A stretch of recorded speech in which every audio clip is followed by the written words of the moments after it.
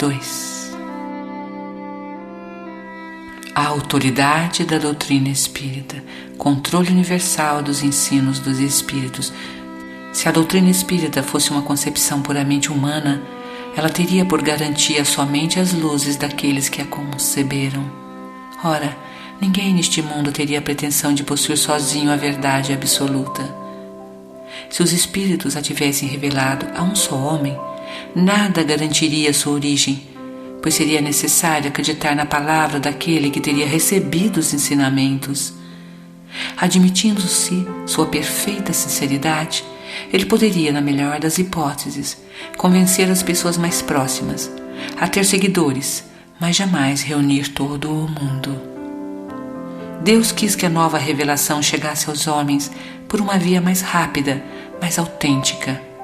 É por isso que ele encarregou os espíritos de a levar de um polo ao outro, manifestando-se em todos os lugares, sem dar a ninguém o privilégio exclusivo de ouvir suas palavras.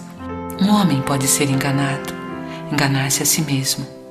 Já não será assim quando milhões de pessoas veem e ouvem a mesma coisa. É uma garantia para cada um e para todos. Aliás, pode-se fazer desaparecer um homem, mas não se faz desaparecer multidões. Pode-se queimar livros, mas não se pode queimar os espíritos. Ora, queimassem-se todos os livros, e a fonte da doutrina não seria por isso menos pródiga, pela razão mesma de não estar na terra, de surgir de todos os lugares e de todos poderem saciar-se em suas águas. Na falta dos homens para propagá-la, haverá sempre os espíritos que alcançam a todos e aos quais ninguém pode alcançar. São, portanto, os próprios espíritos que fazem a divulgação do espiritismo com a ajuda de inúmeros médiuns que eles sensibilizam em vários lugares. Se tivesse existido somente um intérprete, mesmo que fosse privilegiado, o espiritismo seria muito pouco conhecido. Este mesmo intérprete, qualquer que tivesse sido sua classe social, teria sido questionado por inúmeras pessoas, e nem todas as nações o teriam aceitado. Enquanto que os espíritos, fazendo comunicações em vários lugares, a todos os povos, a todas as seitas e a todos os partidos políticos, são aceitos por todos. O espiritismo não tem nacionalidade, está fora de todos os cultos particulares, não é imposto por nenhuma classe social, pois todos podem receber as instruções de seus parentes e de seus amigos de além-túmulo. Foi necessário que assim tivesse sido para chamar os homens à fraternidade. Se o espiritismo não tivesse sido colocado sobre um terreno neutro, ele teria mantido as desavenças ao invés de apaziguar. Nessa universalidade dos ensinamentos dos espíritos reside a força do espiritismo e também a causa de sua rápida propagação. Enquanto a voz de um só homem, mesmo com a ajuda da imprensa, teria levado séculos para chegar aos ouvidos de todos, milhares de vozes se fazem ouvir simultaneamente em todos os pontos da terra, proclamando os mesmos princípios, transmitindo-os desde os mais ignorantes até os sábios, de forma que não haja deserdados. É uma vantagem que não goza nenhuma das doutrinas que apareceram até este dia. Se, portanto, o espiritismo é uma verdade, ele não teme a má vontade dos homens, nem as revoluções morais, nem a comoção física do globo, pois nenhuma dessas coisas pode atingir os espíritos. Mas não é essa a única vantagem que lhe resulta dessa excepcional posição. O espiritismo encontra nela também uma garantia poderosa contra as divergências de opinião que poderiam suscitar, seja a ambição de alguns, seja as contradições de certos espíritos.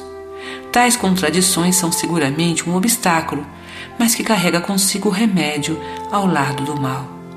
Sabe-se que os espíritos, devido à diferença de capacidade existente entre eles, longe se acham de serem os detentores de toda a verdade, que nem todos penetram certos mistérios, que o saber de cada um é proporcional à sua elevação espiritual, que os espíritos vulgares não sabem mais que muitos homens, e certamente sabem menos que muitos deles, que existem entre os espíritos como entre os homens presunçosos e falsos sábios, que creem saber mais do que realmente sabem, e outros que tomam suas ideias como verdades. Enfim, que os espíritos de ordem mais elevada, os que já estão completamente desmaterializados, se encontram despojados das ideias e preconceitos terrenos. Mas sabe-se também que os espíritos enganadores não possuem escrúpulos de se fazerem passar por outros para que suas utopias sejam aceitas. Resulta daí que para tudo que estiver fora do ensinamento exclusivamente moral, as revelações que cada um possa obter terão um caráter individual, sem cunho de autenticidade, que devem ser consideradas opiniões pessoais de tal ou qual espírito, e que seria imprudência aceitá-las e promulgá-las levianamente como verdades absolutas. O primeiro controle é, sem contestação, o da razão, a qual é necessário submeter, sem exceção, tudo o que venha dos espíritos. Toda a teoria em manifesta contradição com o bom senso, com uma lógica rigorosa e com os dados positivos que se possui, por mais respeitável que seja o nome do autor, deve ser rejeitada. Este controle ficará incompleto em muitos casos, devido a que certas pessoas não são suficientemente esclarecidas, pela tendência de muitas pessoas a tomarem seus próprios julgamentos como o único juiz da verdade. Em semelhantes casos, o que faz os homens que não possuem confiança absoluta neles mesmos? Eles perguntam a opinião de um maior número de pessoas, e a opinião da maioria é seu guia. Assim deve ser em relação aos ensinamentos dos Espíritos, os quais nos fornecem eles mesmos os meios necessários. A concordância dos ensinamentos dos Espíritos é, portanto, o melhor controle, mas é ainda necessário que ela se faça sob certas condições.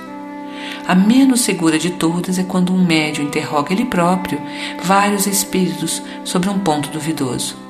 É evidente que se ele está sendo vítima de uma obsessão, ou se está sendo influenciado por um espírito enganador, esse espírito pode lhe dizer a mesma coisa apresentando-se com nomes diferentes. Não há também garantia suficiente na concordância que se pode obter por médiuns de um só centro espírita, pois estes podem estar sujeitos ao mesmo tipo de influência.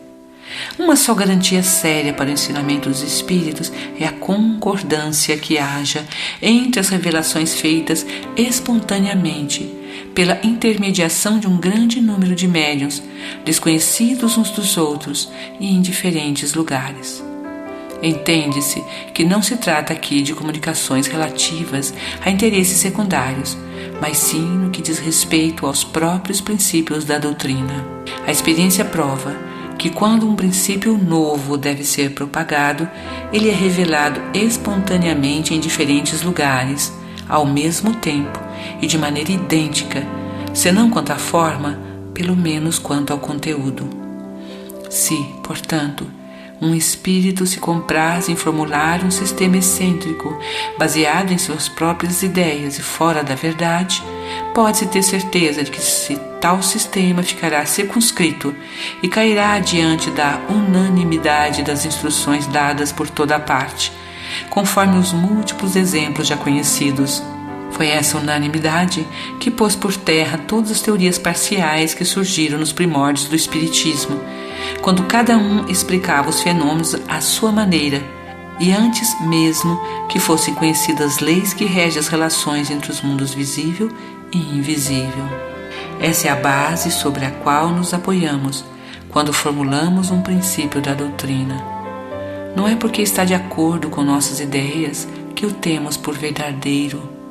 Não nos consideramos de forma alguma árbitros supremos da verdade, e não dizemos a ninguém: creia nisto porque estamos lhe dizendo. A nosso ver, nossa opinião nada mais é que uma opinião pessoal, que pode ser justa ou falsa, visto sermos tão falíveis quanto qualquer outro.